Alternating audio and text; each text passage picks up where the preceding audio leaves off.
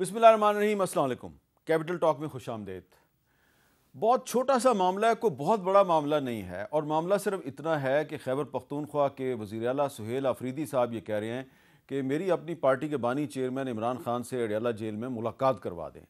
और इस सिलसिले में वज़ीर आज़म शहबाज शरीफ से भी उनकी बात हो चुकी। उन्होंने भी कहा था कि मैं आपको पूछ के बताऊँगा, यानी कि कंसर्न अथॉरिटी से पूछ के बताऊँगा। लेकिन मुलाकात नहीं हुई, ज़ाहिरी बात है मुलाकात नहीं हुई, तो उसके बाद फिर जो बयानात हैं वो सख्त होते गए।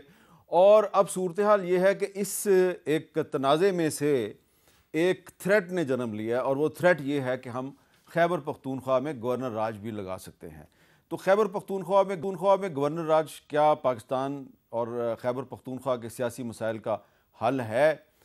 इस पे हम गुफ्तगू करेंगे। हमारे साथ मौजूद हैं डॉक्टर तारिक फजल चौधरी साहब, वज़ीर अमूर, और जनाब शाहिद खटक साहब, पाकिस्तान तहरीक इंसाफ के रुकन कौमी असम्बली हैं, उनका ताल्लुक भी खैबर पख्तूनख्वा से है।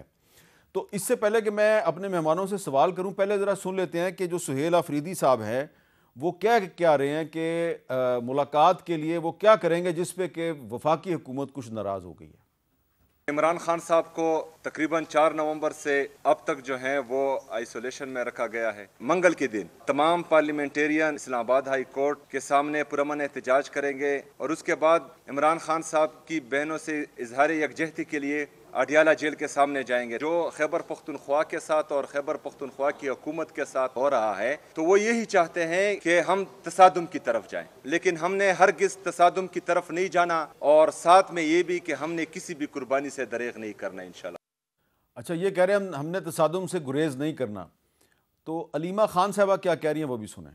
हम वेरीफाई करेंगे फैमिली, मैं बड़ा क्लियरली बता रही हूँ, हम वहाँ से नहीं उठेंगे कल जब तक ये हमें इमरान खान नहीं दिखाते। ये हमारा कानूनी और आईनी हक है, हम इसको इस्तेमाल करेंगे। इन्होंने मारना है, गोलियां चलानी है, टीयर गैस करनी है, जो मर्जी करना है। ये गैर कानूनी काम कर रहे हैं, हम नहीं कर रहे हैं। तो इस पे जो वजीर ममलकत बराए कानून और इंसाफ हैं अकील मलिक साहब, उन्होंने क्या कहा है वो सुने। केपी में गवर्नर राज लग सकता है, ये फैसला हो चुका है। वजीर आजम की एडवाइस पे ही जाहिर बात है होना है तमाम तर मामला, और फेडरल गवर्नमेंट बिल्कुल पॉन्डर कर रही है, बिल्कुल सोच रही है, और सीरियसली एक जो है थॉट इस चीज़ को दी जा रही है, क्योंकि आप कब तक जो है वहाँ पे जो रिहायशी हैं, वहाँ के जो शहरी हैं, कब तक उनको बेयारो मददगार या लावारिस छोड़ेंगे। तो अब अकील मलिक साहब ने कहा कि फेडरल गवर्नमेंट सोच रही है। तो तारिक फजल चौधरी साहब, आप क्योंकि वज़ीर पार्लिमानी अमूर हैं, तो जब कोई हुकूमत सोचती है इस किस्म के इकदाम के बारे में, तो पार्लिमानी अमूर का जो वज़ीर होता है वो तो ऑन बोर्ड होता है। तो मेरे सामने ये आइन का आर्टिकल 234 है, 234, जिसके तहत आप कह रहे हैं ना, आपके कुछ वज़रा कह रहे हैं जी ये तो एक आइनी अमल है, तो ये तो आइन में गुंजाइश मौजूद है। तो आइन में तो गुंजाइश मौजूद है, लेकिन 234 जो है वो ये भी कहता है कि जब आपने अगर लगा दिया गवर्नर राज किसी सूबे में, तो उसके बाद उसी सूबे की असम्बली से आपने 2 महीने के अंदर अंदर एंडोर्समेंट भी लेनी है। तो ये कैसे लेंगे आप? बिस्मिल्लाहिर्रहमानिर्रहीम। मेरे साहब, सबसे पहले तो मैं ये अर्ज़ कर दूं कि बैरिस्टर अकील मलिक भी अभी जो बात कर रहे थे और आपने उनका क्लिप दिखाया है, तो उन्होंने भी ऑप्शन की बात की है कि ये ऑप्शन मौजूद है। फेडरल गवर्नमेंट ने अभी ये फैसला नहीं किया कि केपी में गवर्नर राज जो है वो लगाया जाए। एक ऑप्शन के तौर पे ये बात हुई है, और वो बात भी इसलिए हुई है कि देखें, 2 चीज़ें हैं। एक है केपी के अंदर जो सूबाई हुकूमत होती है, उसका जो एडमिनिस्ट्रेटिव मामलात हैं, गवर्नेंस है, उसमें कितनी दिलचस्पी है, जो कि मौजूदा सूरत हाल में आपको ना होने के बराबर नज़र आ रही है, बल्कि ज़ीरो दिलचस्पी नज़र आ रही है एडमिनिस्ट्रेशन के मामलात में। और जो करोड़ों की आबादी का वो सूबा है, और वहाँ पे हर केपी में रहने वाला जो फ़र्द है, पाकिस्तानी है, वो मर्द हैं, वो औरतें हैं, बहन भाई हमारे, वो ना तो कोई सियासी रसाकशी में, ना किसी इंतशार और बदअमनी का हिस्सा बनना चाहते हैं। वो मामूल के मुताबिक अपनी ज़िंदगी गुजार रहे हैं और गुजारना चाहते हैं। वो चाहते हैं कि रूल ऑफ लॉ हो, डेवलपमेंट हो, तालीम और सेहत की सहूलियात हमें मिलें, और अमन हो सूबे में। ये उनका राइट भी है और उनकी ख्वाहिश भी है। दूसरी बात यह है कि दहशत गर्दी, जिस तरह अफ़गानिस्तान से दहशत गर्दों की सरपरस्ती जो है वो अफ़गान तालिबान रजीम कर रही है, और हमारे सिविलियन प्लस हमारे आर्म्ड फोर्सेस के लोग जिस तरह अपनी जान के नजराने दे रहे हैं और शहादतें हो रही हैं, ये एक बहुत बड़ा कंसर्न है, और उसके लिए भी सूबाई हुकूमत को आपके साथ खड़ा होना ज़रूरी है। लेकिन आप देखेंगे वहाँ से भी आपको मिक्स आपको रवैया जो है वो नज़र आता है। नहीं, चीफ मिनिस्टर साहब जो हैं वो मजम्मत भी कर रहे हैं हमलों की, और जो शोहदा हैं उनके जनाजों में भी जा रहे हैं। मैंने आप ही के प्रोग्राम में यहाँ उनके शोहदा के जनाजों पे जाने के ऊपर मैंने उनकी तारीफ़ की थी जी, और उन्होंने बयान दिया था कि हम अपने बेगुनाह लोगों को दहशतगर्दों के हाथों जो है वो शहीद नहीं होने देंगे और मरदा नहीं हम देख सकते और हम उनका मुकाबला करेंगे। तो मैंने उस बयान को अप्रिशिएट किया था। ये जो सूबे का चीफ एग्जेक्टिव होता है उसकी ये टोन भी होनी चाहिए और उसके ये ख्यालात भी होने चाहिए।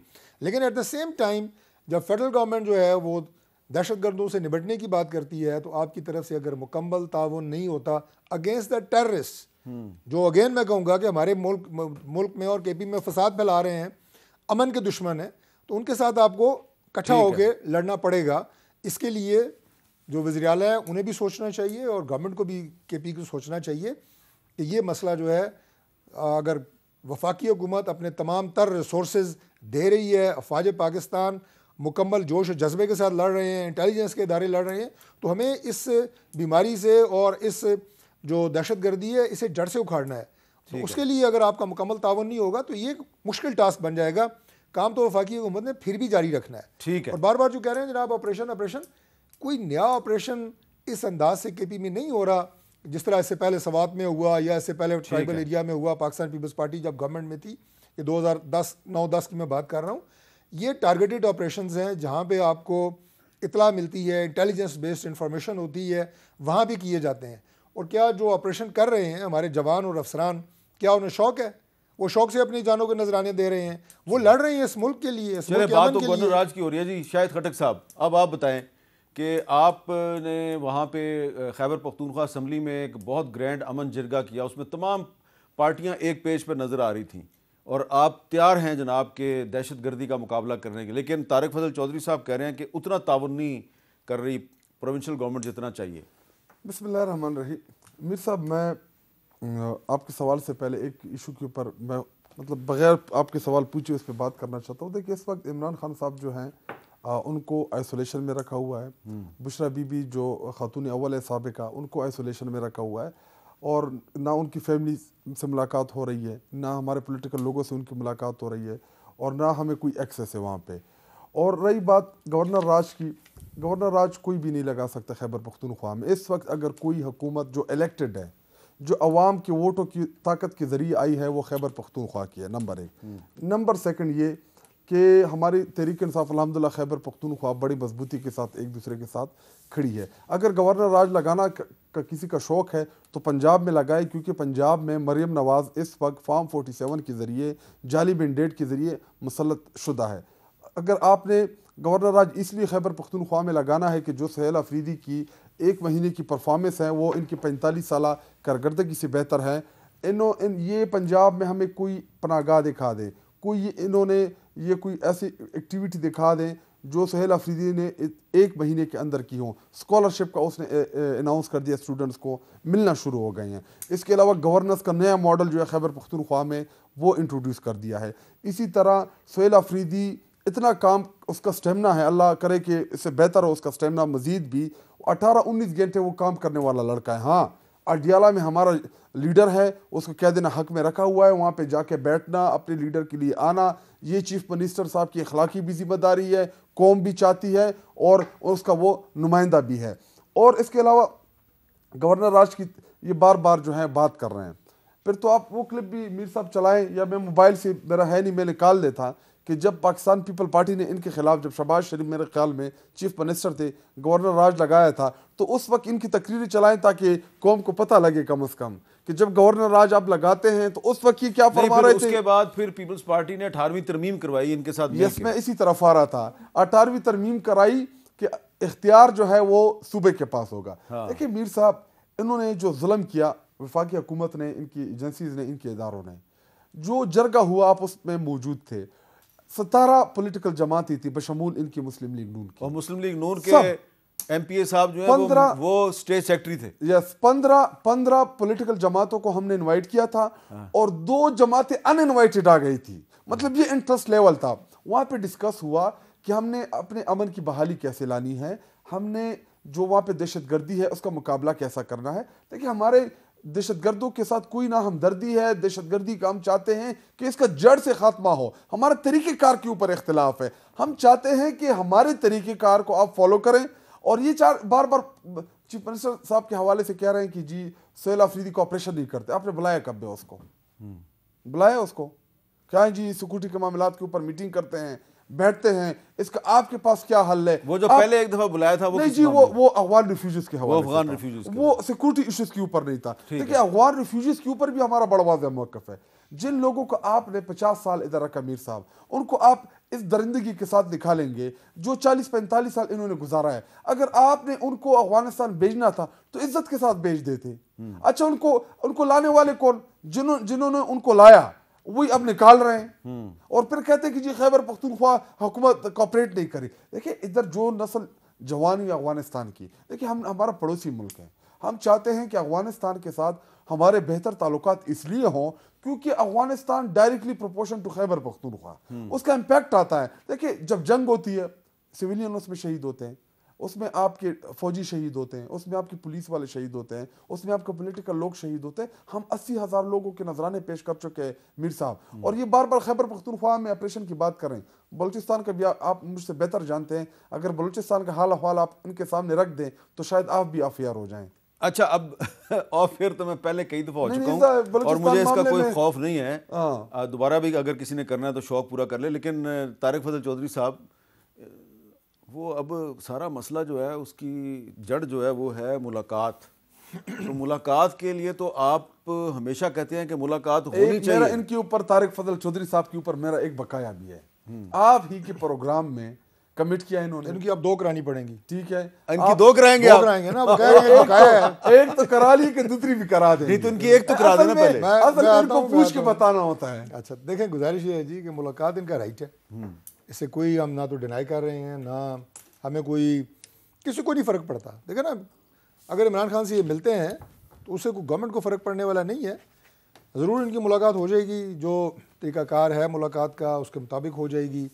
लेकिन इमरान खान की मुलाकात का ये जो अभी पिछले दिनों में नहीं हुई, नवंबर के महीने में ख़ास तौर पे मुतवातर हमारी जो वज़ीर इत्तलात हैं पंजाब की, उन्होंने बिल्कुल अदाद शुमार दिए हैं कि इनकी फ़ैमिली की कितनी मुलाकातें हुई हैं, लीगल टीम की कितनी हुई हैं।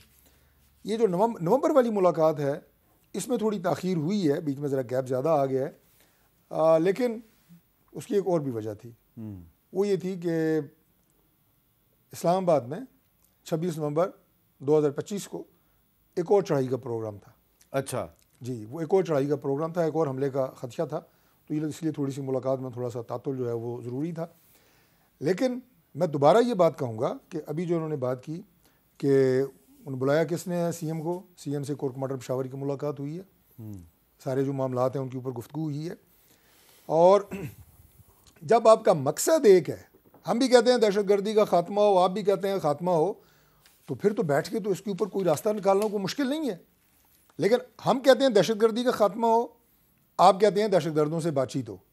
अब अफ़गानिस्तान की जो बात आप कर रहे हैं, अब इनके जो हैंडलर्स हैं जो अफ़गानिस्तान में हैं उनसे हमने बातचीत की, दोहा में की, इस्तांबुल में की, 18-18 घंटे के सेशंस हुए हैं। लेकिन वो आपको लिख के कागज़ में ये देने के लिए तैयार नहीं है अफ़गान तालिबान के हमारी सरज़मीन आपके ख़िलाफ़ हमलों के लिए इस्तेमाल नहीं होगी। वो क्यों ये लिख के देने के लिए तैयार नहीं है? पाकिस्तान ने तो कोई और चीज़ उनसे नहीं मांगी, हमारी तो तजारत भी चल रही थी उनके साथ।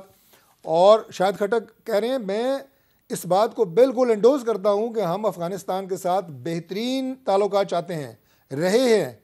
और अफ़गान अवाम में और तालिबान रजीम में हमें बिल्कुल गवर्नमेंट को और हमें इस वक्त क्लैरिटी के साथ फ़र्क पता है। हम ना अफ़गानिस्तान के ख़िलाफ़ हैं, ना हमारी कोई पॉलिसी अफ़गान अवाम के ख़िलाफ़ है। हम सिर्फ तालिबान जो एक इंटरम गवर्नमेंट है, उनकी कोई रिप्रेजेंटेटिव गवर्नमेंट भी नहीं है, उसे ये कह रहे हैं कि ये चीज़ आप मत करें और वहाँ पे इनकी जो महफूज पनाहगाहें हैं उन्हें आप खाली करवाएं और इन्हें आप तंबीह करें कि ये वहाँ से हमले ना करें। तो लिहाजा ये बड़ी एक जायज़ बात है और मेरा ख्याल है कि उन्हें ये बात मान लेनी चाहिए। इस खित्ते के अमन के लिए ज़रूरी है और पाकिस्तान इस खित्ते में, मैं हमेशा कहता होता हूँ कि रीजनल पीस स्टेबलाइज़र है। और अगर हमारे कोई अमन को तबाह करने की कोशिश करेगा तो फिर जाहिर है तो हमारे पास ये राइट मौजूद है कि हम उसके खिलाफ एक्शन लें। खटक साहब की एक मुलाकात हो जाएगी, दो अब एक पिछली भी बकाया है ना, एक और हो गई है। अच्छा मैं एक और बात बता दूं मुलाकात के हवाले से, शायद खटक मेरा ख्याल उस मुलाकात में नहीं थे, इनके तमाम जो जितने सीनियर लीडर्स हैं, असद कैसर साहब, उसके अलावा बैरिस्टर गौर साहब, लतीफ़ खोसा साहब, और ये 3 तो मुझे याद हैं, 3-4 और भी इनके सीनियर लीडर्स थे, आतिफ खान साहब थे, शहराम तरकई साहब थे। ये तकरीबन कोई 4 दिन पहले इनकी मुलाकात हुई है स्पीकर साहब के साथ। उसमें राना सनाउल्लाह साहब और मैं भी मौजूद थे। तो बड़ी सैर हासिल गुफ्तगू हुई है कि इस इशू को किस तरह सॉल्व करना है और इंशाल्लाह ताला ये सॉल्व होगा। हम ये चाहते हैं कि पाकिस्तान में जितने भी इख्तलाफी मामलात हैं उन्हें पॉलिटिकल डिबेट और डायलॉग के जरिए हल तो किया फिर जाए। आप कल ये जो धरना देना है उससे पहले पहले कोई आप इनके साथ बातचीत करें ना जी। शायद खटक साहब ये कह रहे हैं कि मसला हल हो जाएगा। देखिए मीर साहब, हम भी चाहते हैं कि ये मसला हल हो, नंबर 1। नंबर 2 ये कि चीज़ें मिक्स हो रही हैं। मैं अफगानिस्तान की इशू के ऊपर भी बात करना चाह रहा हूँ। ये सिक्योरिटी के जो इशूज़ हैं, देखिए तारीख़ में पहली दफ़ा एक्स फाटा जो मर्ज अजला है, उसको तारीख़ में पहली दफ़ा पाकिस्तान में ओनरशिप मिली सुहेल अफरीदी की सूरत में कि वो चीफ मिनिस्टर वहाँ से पहली दफ़ा कोई चीफ मिनिस्टर जो है वो हमारे उस वहाँ से इलेक्ट हुआ। देखिए उनको एक मौका है कि जिन इलाकों में आपने 20-25 साल पराई जंग की वजह से लोगों को वहाँ पे मारा, वहाँ पे घर गिराए, वहाँ पे ड्रोन मारे, वहाँ पे मिलिट्री ऑपरेशन हुए, जिसके नतीजे में बहुत 80,000 कबाइल इफेक्ट हुए। 80 लाख हमारे कबाइल जो हैं इस जंग की वजह से इफेक्ट हुए। तभी उनको एक मौका मिला है, इमरान खान साहब ने उनको एक मौका दिया है कि वो उन डिस्ट्रिक्ट्स को उठाएं। और ये जब बार बार गवर्नर राज की बात करते हैं मीर साहब, जो स्पेशली कबाइली अमायदीन है, जो कबाइली नौजवान है, उसका बहुत ज़्यादा रिएक्शन आता है इसके ऊपर। उनको ये लगता है कि ये रियासत हमें तस्लीम नहीं करती, इससे नुकसान होता है इन चीज़ों से। तो स्पेशली वो नारे लगते हैं जो पेशावर यूनिवर्सिटी में वो क्यों लगे? क्योंकि इन्होंने जब 2 एक्टिविस्ट को उठाया, अगर उनको उठाना था आप कहीं से भी उठा सकते थे, लेकिन जरगे के फौरन बाद आपने क्यों उठाया? इसलिए कि ये मामला जो है सबताज हो जाए। हालांकि उसमें था क्या? देखिए मीर साहब, इस वक्त हमें 2 चीज़ों के ऊपर बड़े सीरियस कंसर्न हैं। एक है ड्रोन अटैक्स में कोलेटरल डैमेजेस। ड्रोन के ऊपर हमें कोई इतराज़ नहीं। अगर आप ड्रोन कई जा पे दहशतगर्दों को मारते हैं, जब ड्रोन सही जगह पे होता है जिसमें टेररिस्ट मरते हैं तो उससे किसी को तकलीफ नहीं होती, वहाँ शोर भी नहीं आता। लेकिन जब आप ड्रोन मारते हैं और उसमें बच्चे बच्चियां मासूम लोग जब शहीद होते हैं तो फिर वो लाशें आके रोड के ऊपर रखते हैं, फिर उसका हमारे पास जवाब नहीं होता।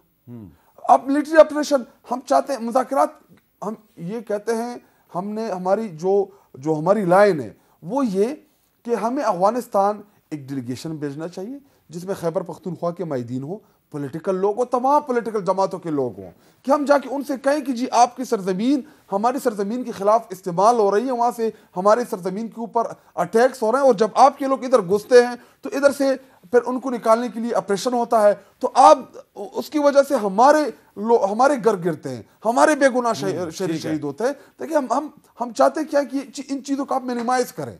जब आप मिनिमाइज करेंगे उसके बाद जब आप ऑपरेशन करेंगे तो आपके पास जवाब भी होगा। अच्छा, अब असल जो मामला है वो गवर्नर राज का है। गवर्नर राज के बारे में तारिक फजल चौधरी साहब कह रहे हैं अभी तक कोई फैसला नहीं हुआ, लेकिन आज जब कौमी असम्बली में असद कैसर साहब ने इस मामले पर एक बयान दिया तो उसका फिर एक जवाब आया। पहले असद कैसर साहब का बयान सुनिए। बैरिस्टर अकील, कल उसने टीवी पे कहा है कि खैबर पख्तूनख्वा में गवर्नर राज के ऊपर सोचा जा सकता है। आप खैबर पख्तूनख्वा की आवाम की तस्दीक कर रहे हैं। अगर इस किस्म की हुकूमत सोच रही किसी तौर पर सूबे में गवर्नर राज की, तो आप याद रखें जो करना है करे, लेकिन फिर उसकी जो पॉलिटिकल रिपरकशन होगी वो आपको पता होगा कि फिर आपसे संभाला नहीं जाएगा। तो इस पे जो वजीर कानून है आजम नजीर तारड़ साहब, उन्होंने क्या जवाब दिया वो सुने। असद कैसर साहब, गवर्नर राज जो है वो मार्शल लॉ की कोई शक्ल नहीं है, आइन में दिया है, फ्रेमर्स ने दिया है। 232 से 234 तक बैरिस्टर गौर खान बैठा हुआ है। अगर वो हालात होते हैं तो ये एक आइनी अमल है। हाँ, गैर आइनी अमल ये है कि आप पुलिस के डाले आगे पीछे ले जाके फायर ब्रिगेड की गाड़ियों के ऊपर वर्कर टोपियों वाले बिठा के सरकारी क्लाशन कोफे लहरा के इस्लामाबाद पे हमला करें, वो गैर आइनी है। तो ये अब 232 से 234 तक जो बता रहे हैं आजम नजीर तारड़ साहब, वो तो मैंने भी आपको बता दिया है। 234 में है एक ऑप्शन तो है, लेकिन सिर्फ 2 महीने के लिए है, और 2 महीने के बाद आपने इसी सूबा खैबर पख्तूनख्वा की असम्बली से एंडोर्समेंट लेनी है जो आपको नहीं मिलनी। तो फिर 2 महीने का गवर्नर राज लगा के क्या मिलेगा? इसमें एक और सवाल भी है मीर साहब ऐड कर देने के लिए कि जब शहबाज शरीफ के खिलाफ गवर्नर राज लगा था, क्या वो आईनी था, क्या वो 18वीं तरमीम से पहले था। अच्छा, वो 18वीं तरमीम से पहले था। 18वीं तरमीम के बाद पीपल्स पार्टी ने गवर्नर राज का नफाज बहुत मुश्किल बना दिया हुआ है और 18वीं तरमीम करवाई थी आसिफ जरदारी साहब ने, जो आज भी पाकिस्तान के सदर हैं। तो इसका क्या जवाब है? देखिए मेरे साहब, जो सियासी जमातें होती हैं ज़ाहिर है उनके अपने अपने नज़रियात होते हैं और अपने अपने सियासी तरीक़ेकार के मुताबिक वो चलती हैं। आज के इत्तेहादी कल के इंतखाबी हरीफ होते हैं और आज के इंतखाबी हरीफ कल के इंतखाबी इत्तेहादी होते हैं। चलें आप जो मर्ज़ी बोलें, मैं तो तारीख़ की एक बात कर रहा हूँ। बाकी जो आपने कहा कि 2 महीनों वाली वो अप्रूवल वाली बात दूसरी दफ़ा चूँकि आपने प्रोग्राम में की है, पहली बात तो ये कि मैं इस हद तक जाना नहीं चाहता कि मैं ये कहूँ जनाब कि गवर्नर राज का फ़ैसला कर लिया गया है और वो लगाने की तैयारी हो रही है। मैंने कहा है कि ये सोच मौजूद होती है और ये ऑप्शन के तौर पे एक रास्ता मौजूद है कि आपने जब कोई सूबे में जो गवर्नेंस है और लॉ एंड ऑर्डर इस हद तक बिगड़ जाए तो उसे कंट्रोल करने के लिए जैसे लॉ मिनिस्टर कह रहे हैं कि वो एक कॉन्स्टिट्यूशनल ऑप्शन है, that is not martial law, वो एक कॉन्स्टिट्यूशनल ऑप्शन मौजूद है। एक बात। दूसरी बात ये कि जब मामलात उस नैश तक पहुंच जाएं तो फिर 2 महीनों को 12 महीने करने में कोई देर नहीं लगती। नहीं तो आइन में तो 12 महीने का जिक्र ही नहीं है। अगर असम्बली जो है वो आपको एंडोर्समेंट दे भी दे तो ये कहता है जी कि 6 माह से ज्यादा तक गवर्नर राज नहीं लग सकता। मैं आपको यही अर्ज कर रहा हूँ, ये लिखा हुआ है, ये में लिखा है ना, लिखा हुआ है। तो आइन में तो ये 6 माह 12 माह भी हो सकते हैं, इसमें कोई नहीं ज्यादा से ज्यादा। फिर अगर आप आइन की बात कर रहे हैं तो फिर जो यूनाइटेड नेशंस के high commissioner for human rights हैं, यूएन ह्यूमन राइट्स के जो कमिश्नर हैं उनका नाम है जी वॉल्कर तुर्क। वो क्या कह रहे हैं जी हालिया आइनी तरामीम के बारे में ज़रा सुन लें। Pakistani hastily adopted constitutional amendments seriously undermine judicial independence. These changes, taken together, risk subjugating the judiciary to political interference and executive control. We are concerned that these amendments risk far-reaching consequences for the principles of democracy and the rule of law, which the Pakistani people hold dear.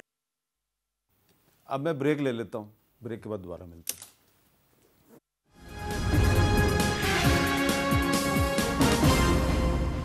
Capital talk में दोबारा खुश आमदेद।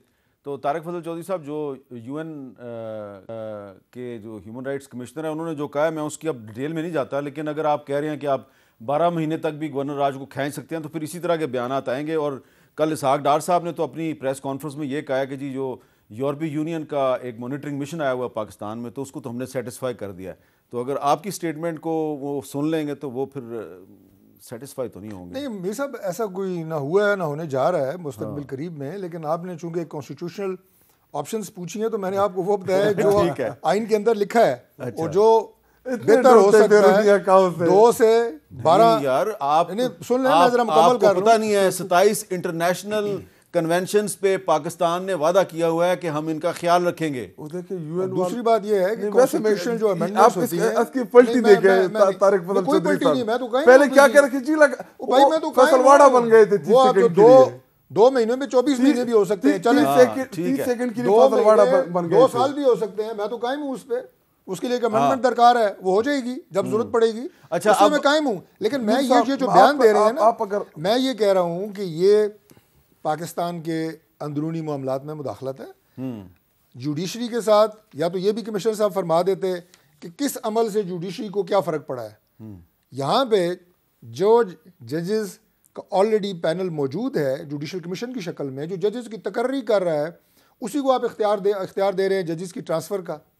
इसमें कौन सा ऐसा अमल हुआ है कि जिससे जुडिशरी जो है वो अंडरमाइन हो गई है और आईनी बेंच मौजूद था, वो आईनी अदालत बन गई है। कराची में और कोयटा में वकील मुजाहरे क्यों कर रहे हैं 26वीं और 27वीं तरमीम के खिलाफ? सर मुल्क में जमहूरियत है, अगर कोई किसी भी मुल्क में जमहूरियत है, किसी भी अगर एक्ट के खिलाफ, किसी भी पार्लियामेंट के एक्ट के खिलाफ, कोई कानून साजी के खिलाफ अगर कोई एहतजाज करता है तो वो करें। अब शायद साहब आप मुझे ये बताएं कि 26वीं और 27वीं तरमीम की आपकी पार्टी ने तो बड़ी मुखालफत की, लेकिन वकील जो हैं वो मुजाहरा करते हैं कराची में जहाँ पीपल्स पार्टी की हुकूमत है, मुजाहरा करते हैं कोयटा में जहाँ पे पीपल्स पार्टी की हुकूमत है, मुजाहरा करते हैं लाहौर में जहाँ मुस्लिम लीग नून की हुकूमत है। पेशावर में तो मुजाहरा नहीं करते। पेशावर में अभी लास्ट एक दिन पहले उन्होंने मीटिंग की है। अच्छा। चूँकि वो अभी सोच रहे हैं, नहीं वो बहुत बड़ा करना चाह रहे हैं। अच्छा। वो चाहते हैं कि जिस तरह इफ्तिखार चौधरी की जो मूवमेंट खड़ी हुई थी इसी तरह वो सोच रहे हैं। मुझे पता है क्योंकि थोड़ा बहुत मैं भी इनके साथ ये बार इलेक्शन में अभी थोड़ी बहुत मेरी सलाम दुआ है आजकल उनके साथ। देखिए मुल्क में मीर साहब आइन है क्या? आइन तो प्रोटेक्शन देती है। ये आइन है तो मैं बार बार कह रहा हूँ ना कि आप गवर्नर राज नहीं लगा सकते। आइन इस वक्त तो आइन मुअत्तल है। अच्छा, मुअत्तल है, मुअत्तल है आइन। और ये कह रहे कि जी जमहूरियत, अल्लाह ताला आप लोगों को भी ऐसी जमहूरियत नसीब कराएं। देखिए जो हमारे साथ कई दफा गुजर के आए हैं। नहीं क्या गुजर के आएंगे, क्या नहीं गुजर के आए मेरे भाई। 3 महीनों 2-3 दिनों बाद कभी लंदन, कभी सऊदी अरब चले गए, कभी उधर लंदन चले गए। मैं इस पर बहस पे नहीं जाना चाहता, लेकिन इस वक्त आइन अगर होता तो आज इमरान खान साहब के केसेस मेरिट के ऊपर सुने जाते। अगर आइन इस मुल्क के अंदर होता तो आज जो कैदी को जो हकूक हासिल होते। देखिए इमरान खान साहब सिर्फ आम कैदी नहीं है, वो एक पार्टी के सबसे बड़ा सरबराह है। नंबर 2 ये कि वो इस मुल्क के एक्स प्राइम मिनिस्टर रहे हैं। देखिए ये चीज़ें वक्त बदलते देर नहीं लगती। अभी आपके पास आपकी तो चिड़िया नहीं, आपकी तो खबर होती है। इंडियो में जो गुफ्तगू हुई है, थोड़ा अगर तारिक फजल चौधरी साहब को वो जो सदर आसिफ जरदारी साहब ने किया है कि मैं 18वीं तरमीम को रिवर्स नहीं होने दूंगा, उसका जिक्र कर रहे हैं। बस वो आप वेरीफाई करा लें। थोड़ी बहुत हमें भी इंफॉर्मेशन मिल चुकी है, तो मेरे ख्याल में बहुत जल्द इनकी बारी आने वाली है। ऑन द रिकॉर्ड वो ये बात कहते रहे हैं जरदारी साहब, तो ऑन द रिकॉर्ड कहते हैं। अच्छा, लेकिन ये बताएं कि तारिक फजल चौधरी साहब, क्योंकि आप मिनिस्टर फॉर पार्लियामेंट्री अफेयर्स हैं, कि ये जो मुश्तरका इजलास हो रहा है इसमें हम सुन रहे हैं कि कुछ ऐसे कवानीन भी आप जल्दी मंजूर करेंगे कि जो पीका एक्ट है, जो कि पहले ही आप मंजूर करवा चुके हैं, वो मज़ीद सख्त हो जाएगा। नहीं मीर साहब, ऐसा कुछ नहीं होने जा रहा। बुनियादी तौर पे जो जॉइंट सेशन होता है मुश्तरका इजलास, इसके हवाले से ये एक गलत तासुर बिलुमूम पाया जाता है कि शायद ये किसी मखसूस या ख़ास कानून साजी के लिए होता है, जबकि ऐसी बात नहीं है।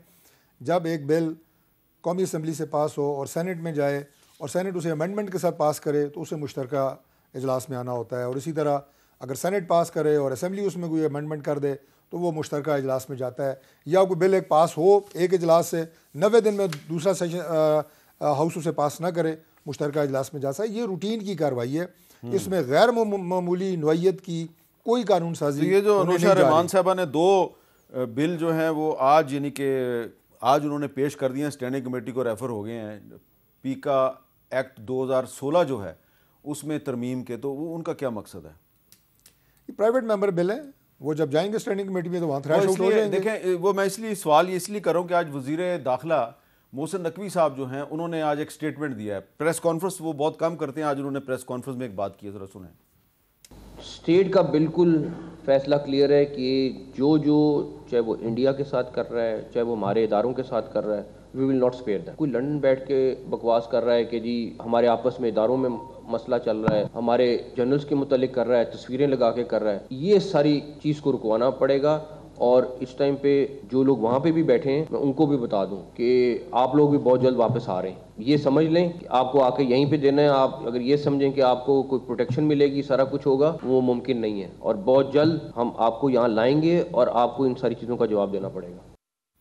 ये 2 यूट्यूबर्स जो लंदन से कोई प्रोग्राम करते हैं, दोनों मुख्तलिफ प्रोग्राम करते हैं, उनके बारे में ये वज़ीर दाखिला साहब कह रहे हैं। तो इसके लिए शायद आप कोई कानून में कोई तरमीम कर रहे हैं? मीर साहब, इसके लिए तो जो भी तरीक़ाकार होगा गवर्नमेंट उसे अपनाएगी। और ये कोई गवर्नमेंट का मसला नहीं है, ना ये मुस्लिम लीग नून का मसला है, ये स्टेट का मसला है।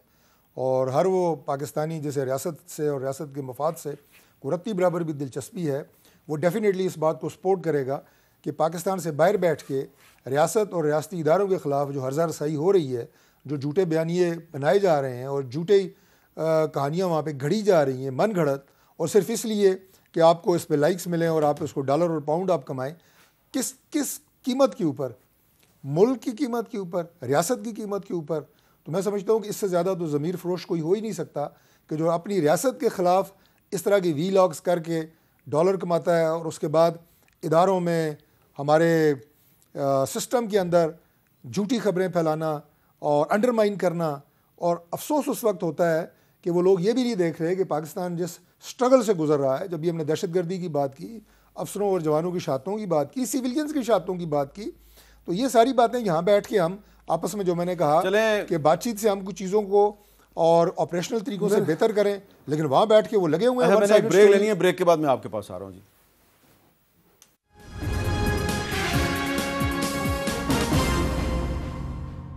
कैपिटल टॉक में दोबारा खुश आमदीद जी। शायद खटक साहब, आप ब्रेक से पहले कुछ कहना चाह रहे हैं। मीर साहब, ये कि मेरे ख्याल में जो आज जिस प्रेस कॉन्फ्रेंस के आपने जिक्र की, मेरे ख्याल में वो नवाज शरीफ और मरियम नवाज के हवाले से थी, क्योंकि जब नवाज शरीफ लंदन में था, आपको तकरीरें तो उनकी याद है ना, वो स्क्रीन के ऊपर जो किलाबी बन गए थे, भूल तो नहीं गए ना आप?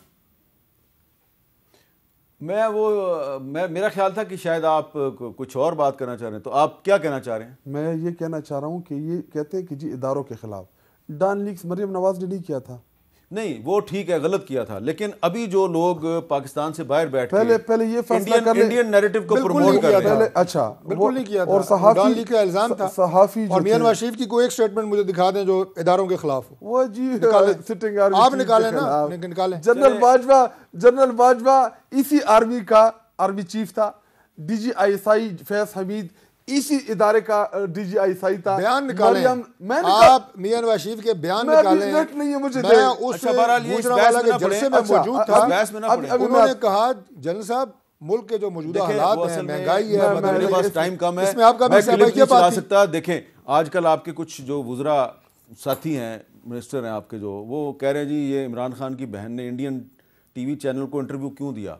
मैं आपको 2 इंटरव्यू नवाज शरीफ साहब का दिखा सकता हूँ, जिसमें उन्होंने बहुत ज़्यादा सख्त बातें की हुई हैं। ठीक है, इदारे के खिलाफ नहीं की, जर्नल्स के नाम लिए हैं, जर्नलों के नाम लिए हैं। तो इसलिए मेरा ख्याल है कि ये असल में इस बहस में ना पड़े आप। बार ये कह रहे हैं कि उन्होंने नियाज़ी ने क्यों दिया इंटरव्यू। देखिए, खबर चली इंडिया से, इंडिया की मीडिया ने इमरान खान साहब की जिंदगी और के हवाले से एक खबर चलाई, क्या उसको काउंटर नहीं करना चाहिए था इंडिया में? क्या उसके खिलाफ वहां पे जाके बताना नहीं चाहिए था कि इंडिया ने इनिशिएट किया? और अगर इनको इतना शौक था, देखिए कहते कि जी बाहर से प्रोपेगेंडा चला, तो प्रोपेगेंडे को किल करने के लिए अगर हम उस दिन जब बैठे, हमने कहा कि हम 7 लोग हैं, एक बंदे को अंदर जाके हम कोई गुफ्तगू नहीं करेंगे, इमरान खान साहब से मिल लेंगे, देख लेंगे, उनसे पूछ लेंगे कि जी आपकी सेहत ठीक है, अच्छा नुक्ता नहीं है, तो उसके बाद हम बाहर आके बता देंगे। चाहते हैं कि इमरान खान की कोई बहन इंडियन TV चैनल पर जाके बात ना करे, तो आप किसी एक की मीटिंग करा दें इमरान खान के साथ और सारी अफवाहों का खात्मा हो जाएगा। मैंने आपको बताया है कि जो मीटिंग का जिक्र किया है, ये रास्ता जो है ये बन जाएगा और बन गया है तकरीबन। बाकी जिस दिन की ये बात कर रहे हैं, उस दिन तो फ्लोर ऑफ द हाउस में सेनेट में खड़े होकर मैंने ये पॉलिसी स्टेटमेंट दी गवर्नमेंट की तरफ से कि इमरान खान साहब बिल्कुल सेहतमंद, अच्छे मूड में, बेहतरीन वर्जिश, मूड का आपको बेहतरीन खाना, मूड का आपको कैसे पता? भाई जो बंदा बेहतरीन खाना खाता है, बेहतरीन एक्सरसाइज करता है, तो अच्छे मूड के साथ ये चीज़ें हो सकती हैं और मुकम्मल सेहतमंद है। ये तो मैंने रिकॉर्ड पे कहा, सेनेट में खड़े होके कहा, शायद जो नवाज शरीफ, और ये बात मैंने जेल सुपरिटेंडेंट से बात करने के बाद। मेरा आपसे एक सवाल है, इमरान खान साहब को इन्होंने जो आइसोलेशन में रखा हुआ है, जिस बदतरीन, शायद साहब आपसे एक सवाल है, आपने पिछले दिनों एक स्टेटमेंट दिया कि आपको इमरान खान का पैगाम मिला है कि अगर ये जो है वो मेरी मुलाकात नहीं करवाते तो आप पूरा खैबर पख्तूनख्वा बंद कर दें। पूरा पाकिस्तान, मैंने कहा है पूरा पाकिस्तान, हम पूरे पाकिस्तान में प्रोटेस्ट करेंगे इस हवाले से। जितना पॉसिबल। तो वो आपको इमरान खान साहब के साथ तो मुलाकात नहीं हो रही, तो आपको पैगाम कैसे मिला? हमें देखिए कुछ चीज़ें तो हमें पता है, क्योंकि इमरान खान साहब को इनका इरादा था कि हम किसी दूसरी जेल भी शिफ्ट कर लें। कोई पिंडी में जिक्र किया था, ट्वीट अगर आप पढ़ लें इमरान खान साहब, ठीक है, तो ये उनको शिफ्ट करते हैं, आइसोलेट करते हैं। मान ली शिफ्ट करना, आइसोलेट करना, दोनों एक ही बानी रखती है। इमरान खान साहब 25 करोड़ अवाम का महबूब लीडर है। इमरान खान साहब जिसको 8 फरवरी को पाकिस्तानी कौम ने इत्तेफाक के साथ वोटे, जिसमें पंजाब, खैबर पख्तूनख्वा, सिंध, अच्छा, आप इस्लामाबाद में तो दफ़ा 144 नाफिज हो गई है, बाकी जगह पे भी लग जाएगी, फिर क्या करेंगे आप? देखिए, दफ़ा 144 अगर सिर्फ हमारे प्रोटेस्ट के लिए नाफिज करेंगे तो फिर दफ़ा 144 से पहले भी ये लोग नाफिज कर चुके थे। जब हमने आना हुआ, जब हमने प्रोटेस्ट करना हुआ, तो हम इनसे पूछ के नहीं आएंगे, हम इनको बता के आएंगे। नहीं तो वो जो आपने धरना देना है और अलीमा खान साहब ने भी ऐलान किया है, वो देखिए, वो एक चीज़ मैं क्लियर कर दूं। तो अगर चीफ मिनिस्टर खैबर पख्तूनख्वा जो है, MNS MPS का उन्होंने कहा है, MNS MPS का जो हमारे इलेक्टेड लोग हैं, इमरान खान साहब की बहनें हैं, हम उनके साथ जाके सॉलिडेरिटी के लिए हमारी, देखिए अगर ये चाहते हैं कि चीज़ ना हो, मुलाकात करा। अच्छा सुने, मेरा एक सवाल है जी, सिर्फ सवाल कर रहा हूँ जी, हुकूमत के पिछले इकदामात को सामने रख के सवाल कर रहा हूँ, कोई गलत मतलब नहीं लेना आपने। इन्होंने दफ़ा 144 नाफज कर दी है, आपने उसको मलूज़ ख़ातर नहीं रखना, और सुहेल अफरीदी साहब और आपके साथी, आप जाएंगे, जाके बैठेंगे, धरना देंगे, नारे लगाएंगे ना नारे। पुलिस कहेगी दफ़ा 144 की खिलाफवर्जी होगी है, वो आप पे एक और मुकदमा दर्ज कर देगी, फिर वो मुकदमा जाएगा अदालत में, अदालत आपको सज़ा सुना देगी, फिर आप डिस्क्वालीफाई हो जाएंगे। ऐसा है कि जिस तरह उमर यूब साहब हुए।